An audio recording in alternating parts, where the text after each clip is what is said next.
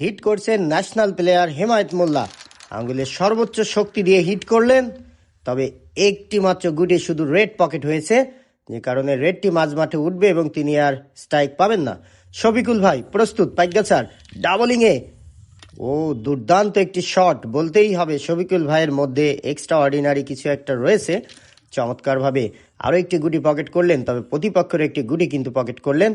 চাবি খেলবেন না শিওর, পার্টনারের সাথে আলোচনা করে শিওর গুটি সাবলীলভাবে খেলার চেষ্টা করছেন শফিকুল ভাই, পাইগাছার সেই লড়াকু খেলোয়াড়।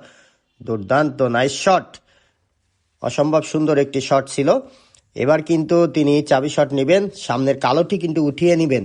দেখা যাক শফিকুল ভাই, দুর্দান্ত দুর্দান্ত একজন খেলোয়াড়, চমৎকারভাবে উঠিয়ে নিলেন। এখনো কালো তিনটি এবং রেড রয়েছে, আবারও কিন্তু মাঝমাঠ থেকে রেডটি খেলার চেষ্টা করছেন শফিকুল ভাই। নাইস শট বলতেই হবে, শফিকুল ভাইয়ের মধ্যে এক্সট্রা অর্ডিনারি কিছু একটা রয়েছে, যে কারণে এত সুন্দর খেলা উপহার দিচ্ছেন। দুর্দান্ত পারফরমেন্স, আরও একটি গুটি কিন্তু পকেট করে ফেললেন। ডুমারিয়া থানায় 16 দলীয় ক্রাম টুর্নামেন্ট অনুষ্ঠিত হচ্ছে 3000 টাকা এন্ট্রি ফিতে এবং 45,000 টাকা প্রাইজ মানি।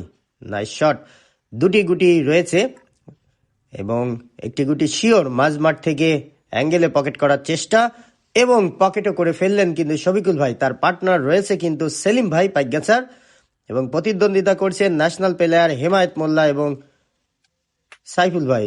ও নো, পরাস্ত হলেন লাস্ট গুটি।